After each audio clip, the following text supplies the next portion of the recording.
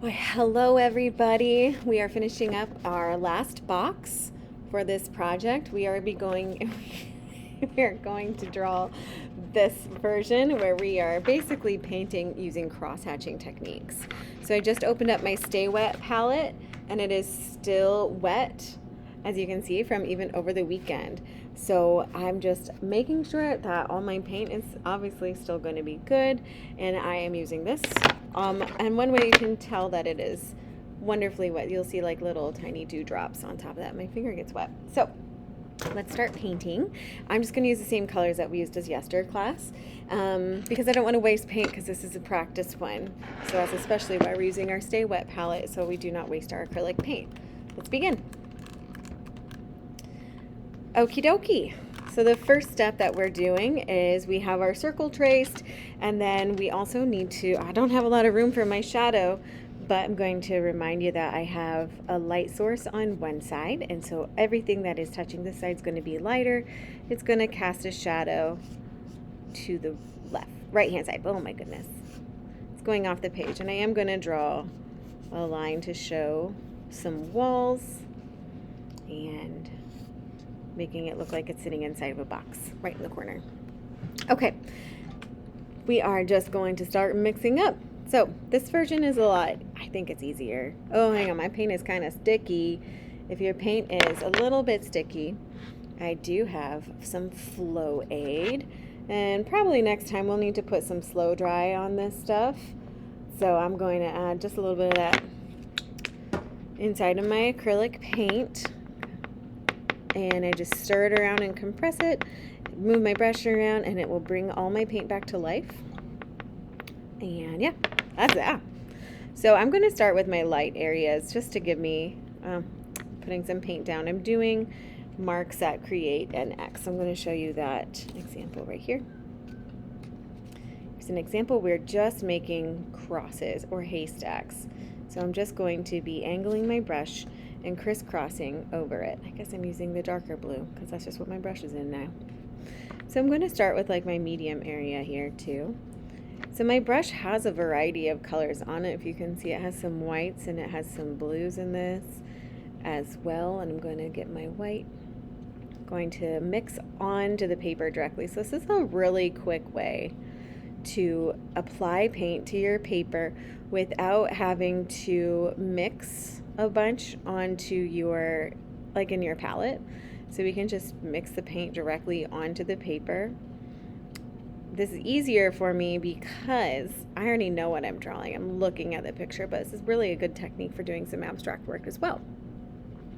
So I'm making somewhere my light paint. I'm just going back and forth, and since this is wet, it's going to go directly over my other paint. So I'm not going to keep on blending on top of it because then all of those strokes will disappear. Well, that's one way to do it. If you do keep on blending on top of it, eventually all of those lines are going to mix together completely and you won't see a difference in your lines anymore. It'll all smooth out. You can see how that side's smooth and that side still has some streaks. I'm adding a little bit more white paint to my palette because I used it all. Before you start mixing stuff with your white paint, I am going to grab a paper towel. Oh, she's missing a paper towel. I'm just going to dry it off on another piece of paper then. I'm going to squeeze off all that paint because I don't want a bunch of paint on my brush to go into my white. I actually just grabbed another paintbrush. If you add a lot of water into your paintbrush, it's going to really thin out your paint and you want it to be nice and thick. So I just got some white paint and it's directly mixing it on the page. Now I am going to add some crisscross action up here, but it's going to be smaller up at the top. I like this blending technique because it makes the paint look more painterly, and it helps round out your object a little bit more subtly. But I just really like cross-hatching. You might not. You might really hate cross-hatching. I like the textures it creates. It's a really good way to add some more pizzazz to your painting. Okay. It's also, again, a quicker way. So before, with this one, it's very similar. I was just doing splotches, but in this direction, I'm actually crisscrossing them over each other, doing this action. I'm flipping the brush side to side, and it's mixing on top of my wet paint, and it's pulling that paint down, and it's slowly starting to blend them together. It's okay if you go out of the line just a little bit, because I'm going to paint over it with my background. Taking this more solid dark blue. The blue that I am using for this one should be, yes, ultramarine. The top one I use cerulean. So since I'm working quick and I put a few drops of the Flow Aid, we can also add Stay Wet to this. It is going to blend in a lot nicer to each other. I'm just using my Filbert brush. I've really fallen in love with Filbert. I think it is a very nice brush. I also really like a rounded brush. So this looks pretty okay. Now I'm going to just keep on going back and forth and fudging with it. I went to blend that in so it doesn't look like I have too many, how can I explain that? Oh, this looks like it's a big white section, a medium section, and a dark blue section.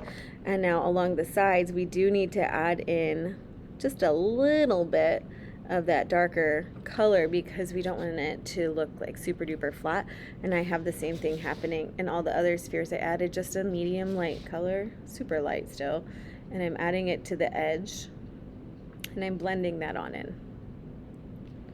So blending it's not just like one go. You can't just be done with it in one turn. It's a continuous process, and it can take some of you a really long time, but I've done this in 6 minutes. So I'm going to move on. I'm going to mix up a little bit of my ultramarine and my darker color, like my raw umber. I'm scrubbing another brush because I don't have time to wash it. So I'm using the rounded brush now. It's like a size 4. And I'm going to mix together the ultramarine here. I already made a dark blue down there. It's the raw umber and ultramarine added together. It looks like black on the camera, but on my paper it's really just a nice dark blue. So I'm just stroking it back and forth. I'm literally just going to paint on my table. Who cares? It's my table. I can do what I want. I'm going to mix regular blue in it as well. I don't want it to look just like a flat dark area. Pretty much looks like that from your perspective, I'm sure. You can kind of see that lighter blue right here. And it would be, the shadow would be a little bit lighter on the left-hand side, as some of it would be getting some highlights. Shadows are not completely flat and they're not completely black. I don't give you black in my class. You have to mix it yourself. Black can really flatten things. If you want to make a black and white painting and you need some black, I'll give you some so we can make some grays. So I was mixing up some neutral tones, and I use my ochre and my blue together to create a neutral tone.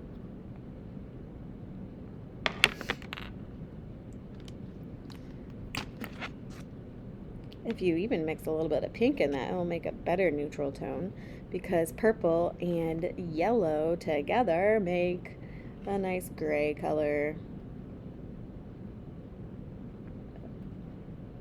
Eventually. Takes a lot of going back and forth and adding some white and stuff to tone it down. Let me zoom back out so I can show you. Making one side of the wall like my darkest area, and then the next side of the wall is going to be really light and then medium. So I mixed some of that ultramarine and some white together, and it made a really nice grayish, and that's what I'm going to put here. It's very similar to that color that I just added, except for this one's a little bit warmer because I added my permanent rose color, that red.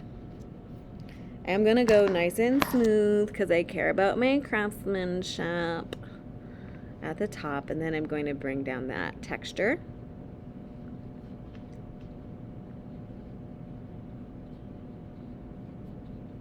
I like to enjoy, I go over that. I'm going to add a little bit of shadow up at the top. I enjoy making this texture blend in together, and I enjoy seeing it on the paint, like in the paint, and that reflection. So I turned the little light on my camera. So I'm going to go down, scoop up some more of this color. If you are starting to run out, don't try to spread it out with more water or even that flow aid. It's going to get really thin and then the consistency is going to suck. Just try to match your colors. I'll help you out with it. Sometimes I write down what colors I used for an area because I just can't remember. Especially when you're first starting off and you're experimenting. So I'm trying to make a really nice clean edge to help my sphere stand out. It's kind of hard right now because my paint's chunky. I just have to have more fluid paint and I go along, pull that together. There you go.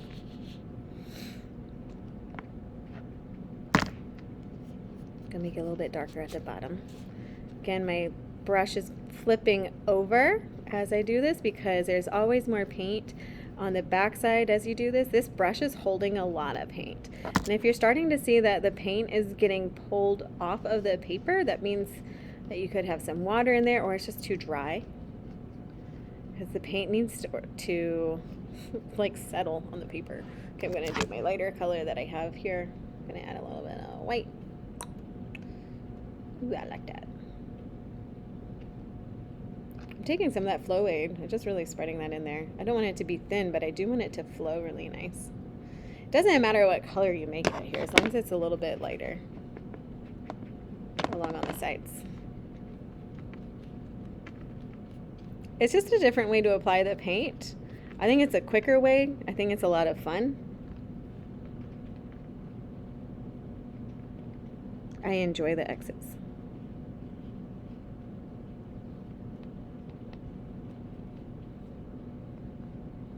Going smooth along the area. See, I can kind of pull off my paint. I'm noticing that maybe that flow aid might not have been the best idea. That's okay.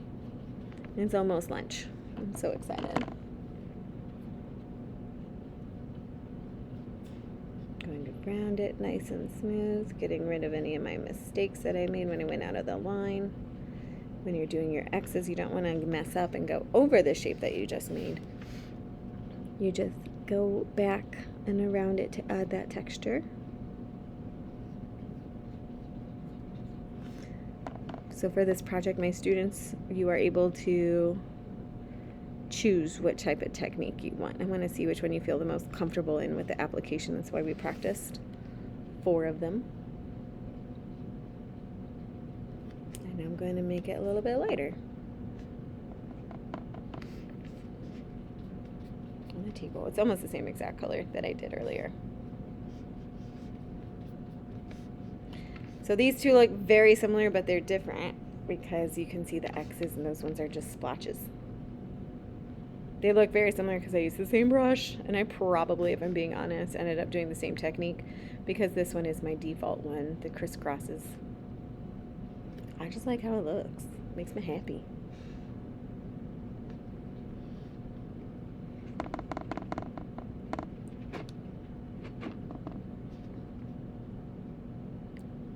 Just filling in the rest of it now.